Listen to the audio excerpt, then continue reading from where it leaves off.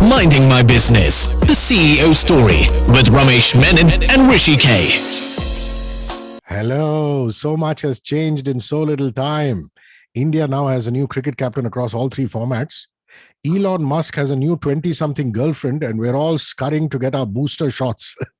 At the midst of all that, the big change in our lives is that season 2 of Minding My Business, the CEO story, is well and truly on its way. What say my co-host and all-round good man, the CEO of Fever Network and Radio 1, Ramesh Menon? Hi, Hrishi. Let me tell you, that's not the only booster I'm looking at. As business leaders, all of us belong to a community of people who are constantly looking for boosters. We need to boost our revenues getting out of COVID much more than anything else. And it's such a privilege today to introduce an advertising legend who says safe advertising will not work and you'll have to spend at least 3 times more to make it work. He's also the man who said big ideas can work better than big budgets. And I know him not only as an advertising industry legend, but also a wonderful family man with great traditional Parsi values. Absolutely. That's super. Rishi, ladies and gentlemen, please welcome our guest today and the one and only Sam Balsara, Chairman, Madison World. Hi, Sam. What an honor to have you with us. Hi. What an honor to have you with us on the show. I hope you're all safe and healthy. Absolutely. I'm doing well with my booster shot. So hopefully I'm well protected. Of course you are, Sam. The joie de vivre that you have will protect you.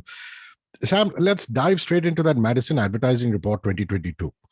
Yeah, It predicts a 20% growth for AdX in 2022, taking the advertising expenditure to almost 90,000 crore rupees, Sam. After battling 2 waves of COVID in the last 2 years, would you say commercial activities have returned with a vengeance? Yes, I would say I'm not sure about commercial activities, but I would definitely say that advertisers have returned with a little bit of vengeance. Also, I must highlight that you must view this 37% growth that we achieved last year in 2021. This is against the backdrop of a 20% drop that we had to face in 2020.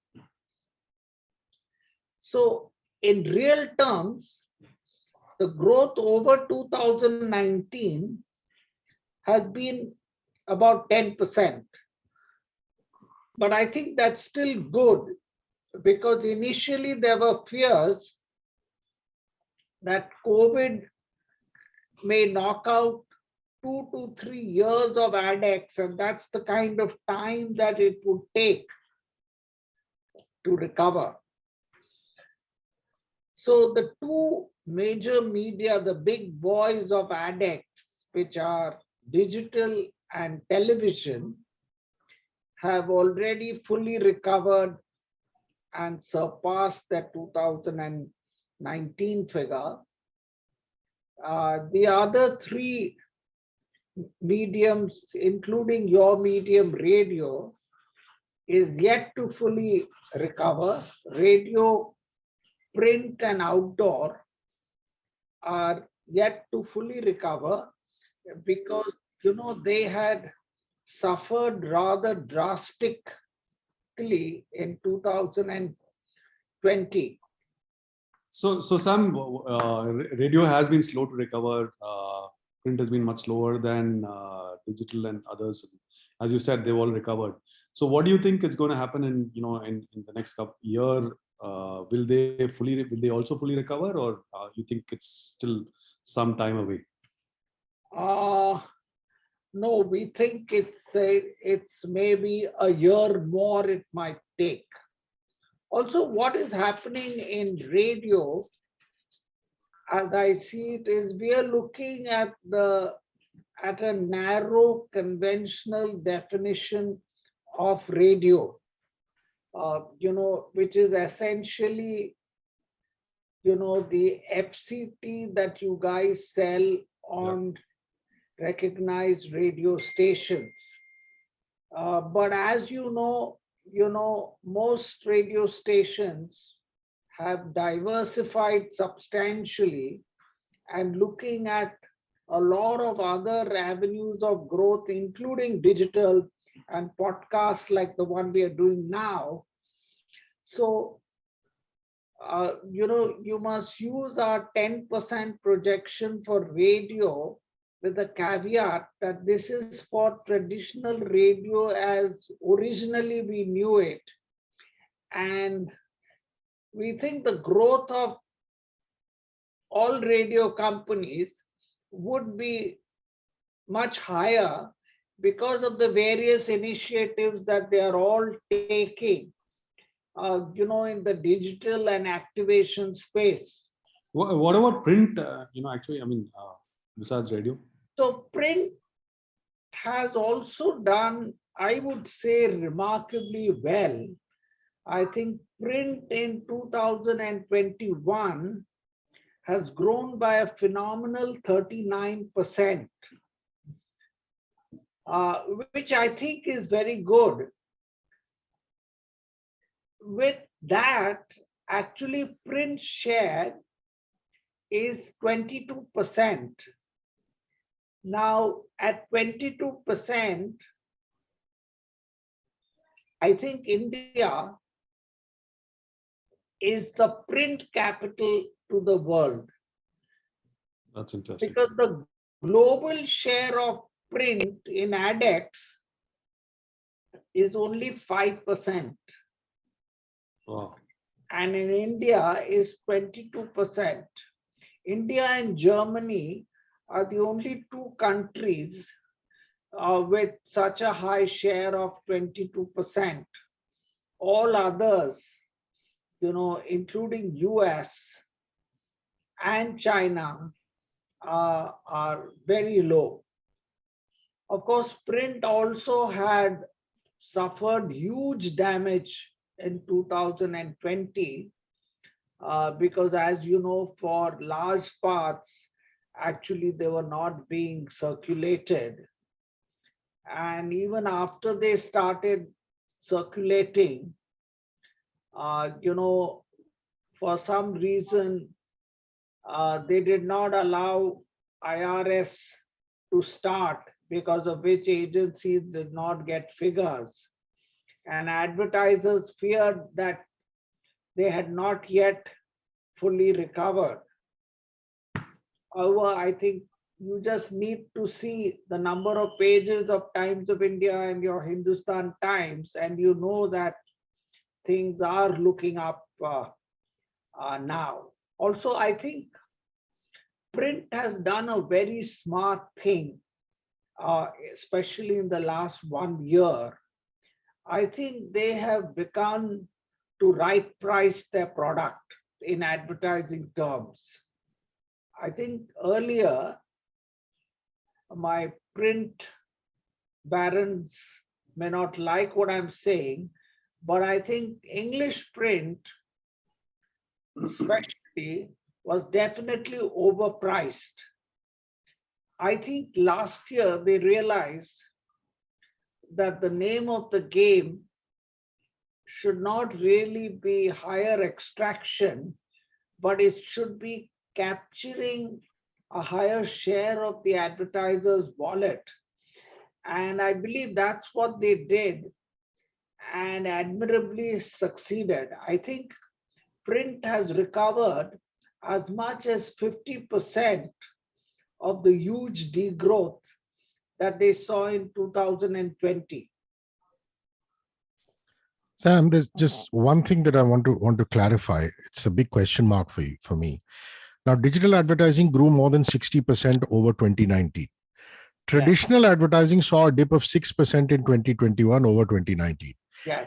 TV was the only traditional medium that surpassed pre-COVID revenues. Yeah. I'd like you to put your finger on that. I mean, are there some particular events which really pushed the TV trajectory? No, I think the fact is that television has a lot of strong believers. there is a very strong belief amongst large advertisers that television works for them in brand building, in establishing preference like nothing else does. So, and this is a strong belief amongst the large players. So, based on this strong belief, obviously they came back to television with a vengeance. And you can't say that for print or radio or outdoor. Outdoor, of course, because of the lockdowns and all that, there was fear that there's not enough traffic on the road, although I think that was not true. And therefore, people stayed away from outdoor.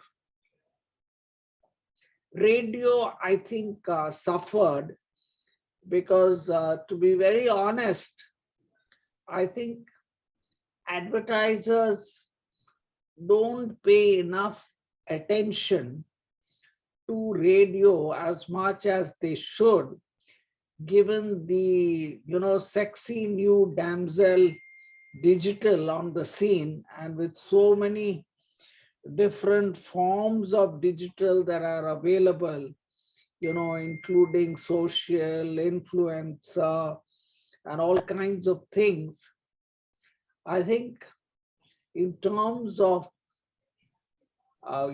mental share, radio was not top of mind, and perhaps you guys should do something about it.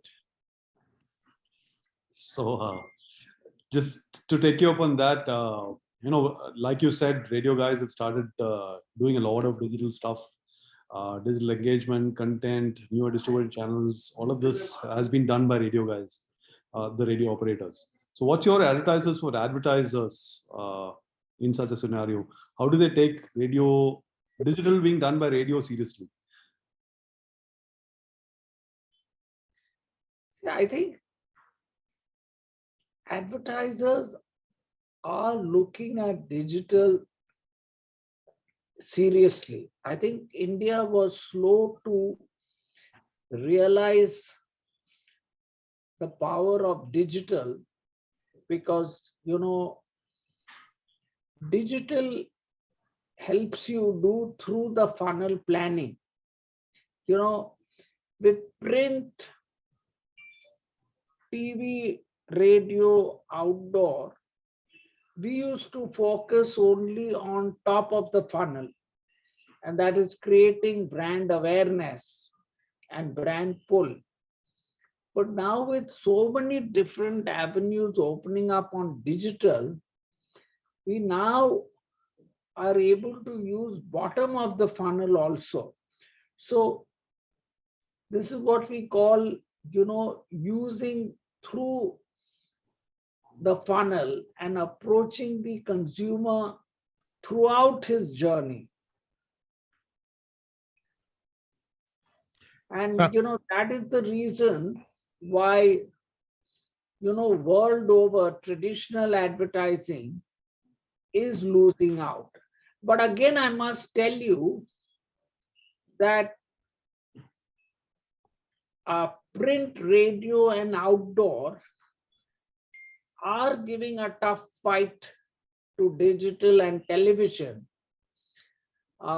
because globally, digital is 65% of ADX. Only 35% is traditional, whereas in India, it's almost the other way around. The corollary to that question would be, what is your advice to advertisers in such a scenario? What do you advise your clients when all these radio operators are involved in digital engagement, content, and they're also expanding their horizons, like you yourself said, So as an agency, as a creative agency, as somebody who's got their ears, what is your constant advice to them? So I think radio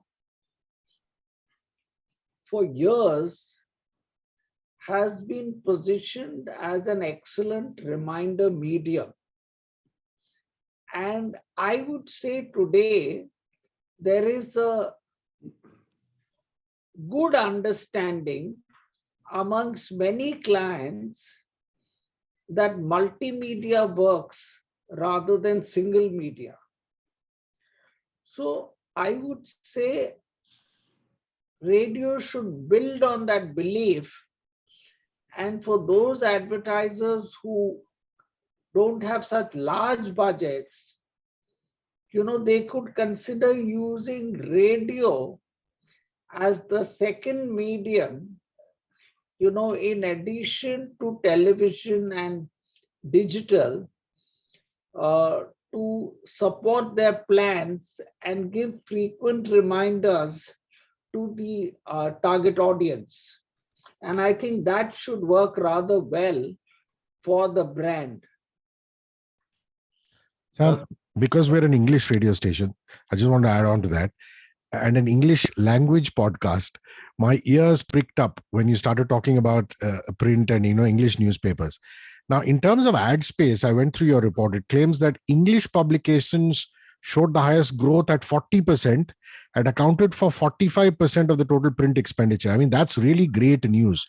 Are you saying that it's only the pricing that is attributed, that you would attribute this growth in English publications to? Or apart from the pricing, are they doing something right? No, I think two factors you must not forget. One is that English publications had suffered the most in COVID phase one, wave one. So this is part of the recovery. And what I'm saying is that to aid the recovery or to boost the recovery phase, English print priced itself right and therefore were able to establish this good growth. I think radio should also consider doing that in the next 1 or 2 years so that they can rapidly come back to the 2019 level. Let's move to the advertiser side. As part of the Madison Advertising Report 2022, like you do every year, you also put out a list of the top 50 advertisers, and that list has changed substantially over the last few years. The list now has 15 new age companies and startups that are now big advertisers. What happened to the big FMCG advertisers who we all grew up with? Or would you read? Mind you, the FMCG advertisers are very much there. And I think there are, I don't remember the number, but certainly in the top 10 is dominated by FMCG advertisers. But I think I made the point, that new age advertisers have suddenly emerged. And I think this all of us know because, one needs to open the television screen and one cannot miss their ads. Because I think their focus is to establish themselves very quickly. Unlike traditional and mature advertisers, they are new to advertising and they are impatient. They want to establish their companies, establish high number of downloads, high number of users, so that they can move their valuation up. So therefore, they don't just use advertising channels which the other mature advertisers use, but they use a lot of what we call impact properties, which are high profile, and they sponsor them.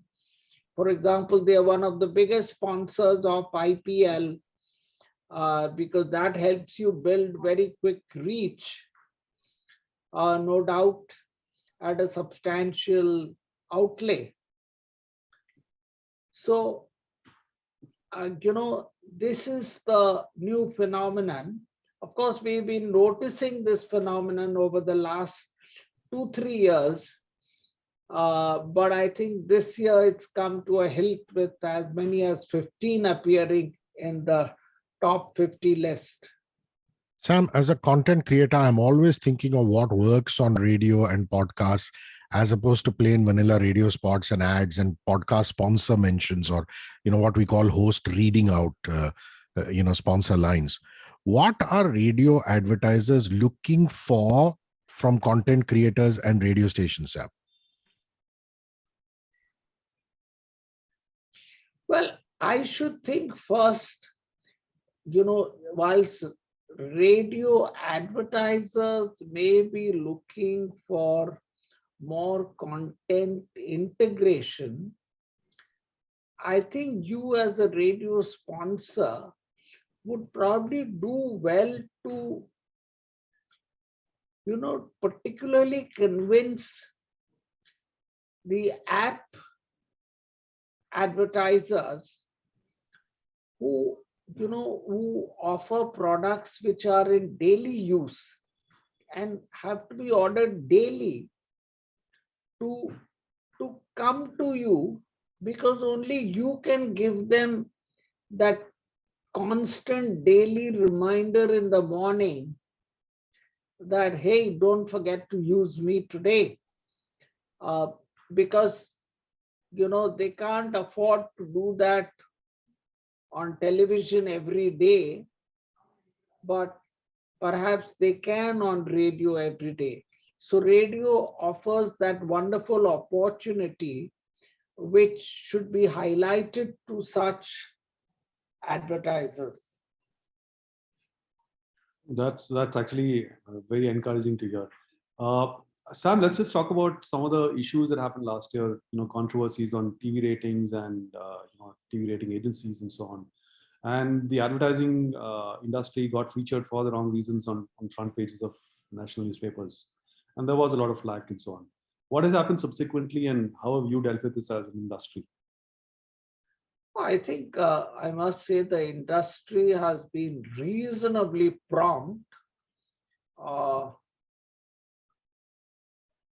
First of all, I don't know, I would say by and large, the system was fine, but some people played the system. Now, that can happen to the best of people and the best of systems. That is how I would look at it. But, as they say, Caesar's bite just doesn't have to be fair. She has to be seen to be fair. So I think Bark is, one of the problems at the board level is that Bark has majority directors from the television channels, because after all, it is they who are paying 90% of the cost of Bark. So understandably, they have the largest number of seats. Now, from an optics point of view, this doesn't seem to be going down too well with people. So I think now what is being done is that independent directors are being brought in substantial numbers to balance the board, so to speak. As you know, 2 chief executives have been changed. There is the new chief executive now. There is a new technical committee chairman. So I think Bark is taking a lot of steps. Very soon you will see that news ratings, which had created much of the storm, because there is intense rivalry between the proliferating news channels, with each one making allegations about the other. News ratings were stopped they are going to be reintroduced from March, some date. But when they are reintroduced, it will be the figures that will come out are based on a rolling 4-week average. This was considered necessary given the small base of news television viewers that are there on a regular basis. So hopefully with all these improvements, we would have left our problems behind. You must know one thing, though, I've seen over the years, that no publisher or broadcaster or a radio broadcaster can ever be happy with media research. Because you're so close to it, because it concerns your baby, because anecdotally you think that everybody watches my channel, everybody reads my newspaper, everybody hears me on radio every day. I think media owners fail to understand that that is not the reality. When you say everybody, you don't really mean everybody. It's just a manner of speaking. And that when you do research, the stark data comes out and hits you very badly. So, that is the reality of media research. And we cannot afford to do census research because otherwise the research would cost more than the advertising revenue that we collect. So we have to do a sample research, and samples have necessarily to be small.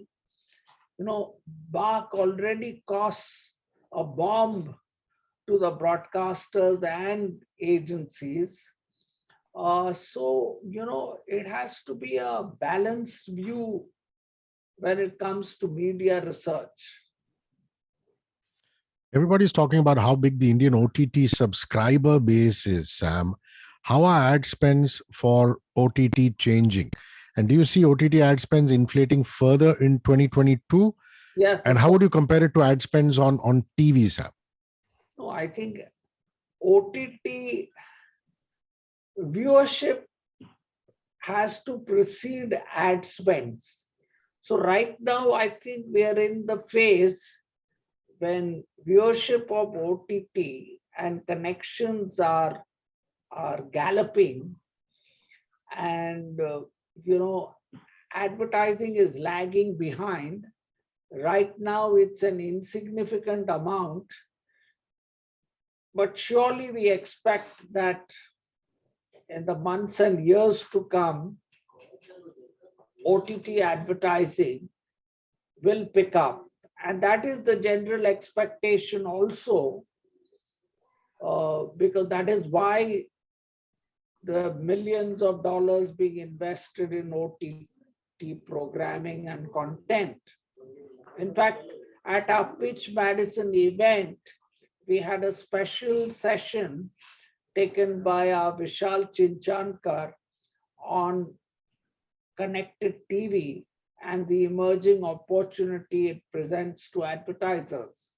So, just to go a little ahead from there, is there a talent crunch hitting the advertising industry, especially in digital? There is a tremendous talent crunch in the advertising industry because I think we were all caught napping during COVID. We had no alternative but to stop hiring, but to freeze on headcount and things like that. And when the economy opened up, I think, there was a shortage. Also, partly because, a lot of the new age companies have started hiring advertising talent, especially digital talent, from agencies. And they are obviously in a position to pay much higher salaries than what agencies can afford. So there has been a bit of a brain drain there in that direction. Sam, there used to be a famous saying, a good brand will sell itself. My question to you is, are the days of a good brand will sell itself over? And if so, then why is that the case? What's your advice to people who are about to launch new brands? Well, I have several pieces of advice for them. One is, don't launch a brand if you're not able to support it with adequate advertising that is above the threshold level. As I always say in advertising, if the optimal budget is 100 and if you spend 99, then the reality is that you waste all 99 rupees. But if you spend 110, then you waste only 10 rupees. This is the way in which the advertising beast works.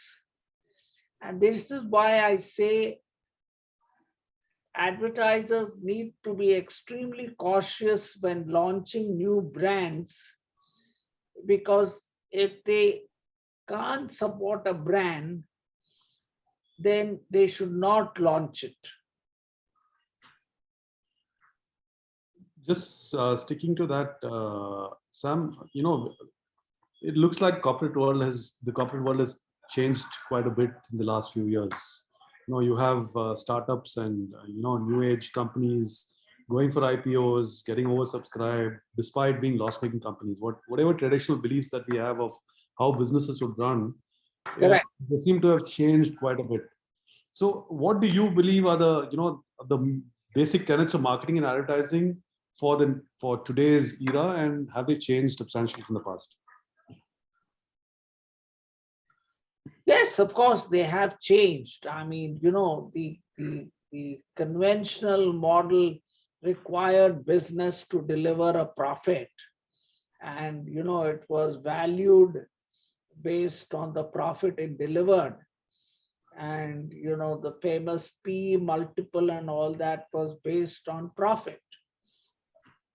I think in the new age, with the new age companies, the mantra seems to be not the profit that you generate, but the number of users or app downloads that you're able to garner. And that seems to be the new currency for valuation. And investors seem to be taking a cue from that. I mean, if you take Zomato's public issue, then you will know that possibly the reason why Zomato was rewarded with such a good valuation is because of the number of people who have downloaded the Zomato app, which run into millions and millions. Never mind the fact that the company doesn't make any profit. Sam, our mutual friend Bachi Karkaria has written a beautiful biography of Krishnan Nair, who started the Leela Hotels at age 62. I know him very well. Yeah, I believe he's also a friend of yours. Yes. So here's my question. It's never too late to start anything, but I cannot help but wonder and ask you, if Sam Balsara wasn't in advertising, where would Sam be and why?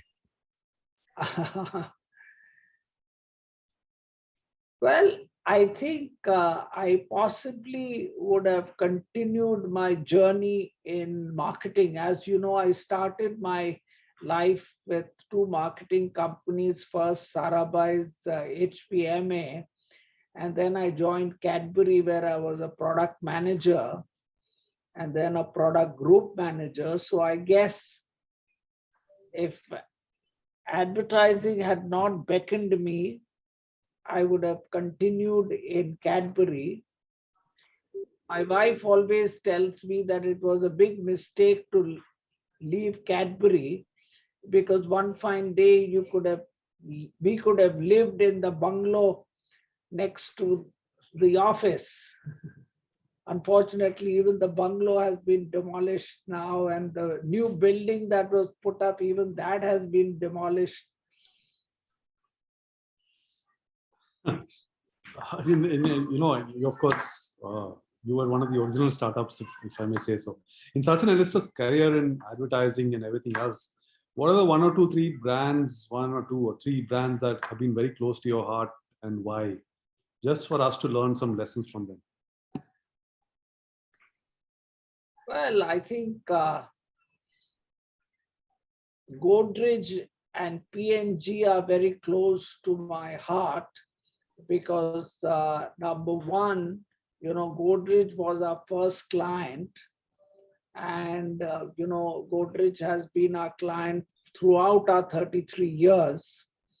And the second client is P&G, because I would say the credit goes to P&G for discovering the media skills of Madison, because until P&G came along, we were a full service agency offering both creative and media, and P&G discovered our media skills and called a pitch for a media AOR, and then appointed Madison, to the surprise of industry. And that actually started what the industry calls unbundling in India, because that was the first AOR that came to India, and because of which unbundling started. But as they say, you can't stop a good idea. So despite some reservations of a lot of industry people, this movement gained steam. And, within a matter of 5-6 years, all large companies began to appoint media AORs. Sam, professionals today, both advertisers as well as media buyers and agencies, are using media analytics to take routine media decisions. I want to know if you approve of that, but the question still remains, how much decision making should be data and analytics driven, and how much should be gut and opportunity driven, and how much of risk taking do you approve of?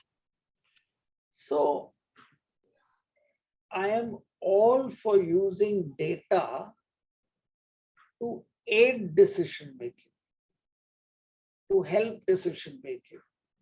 I would not agree to the view that all decisions should be taken only by data, because then you won't need managers and you won't need chief executives.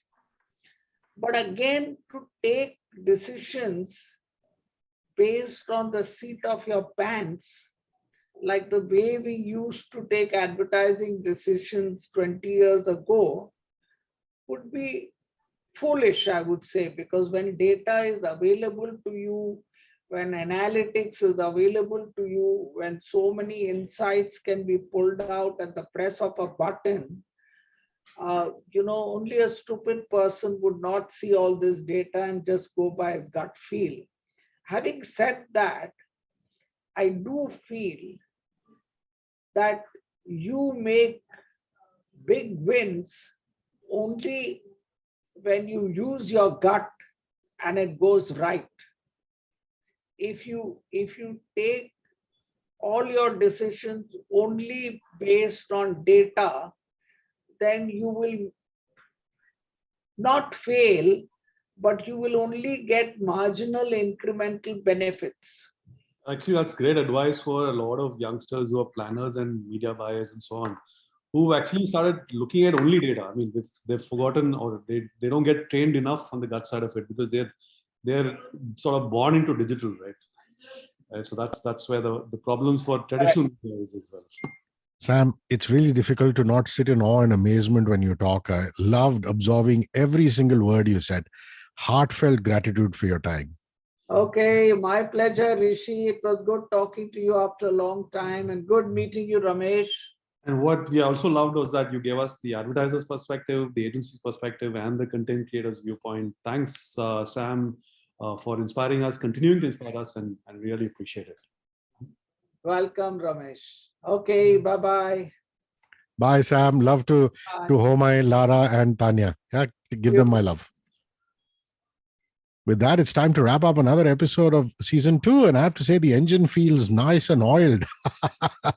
Thanks for tuning in, guys. And make sure you keep listening to some great radio and podcasts. Just build that habit.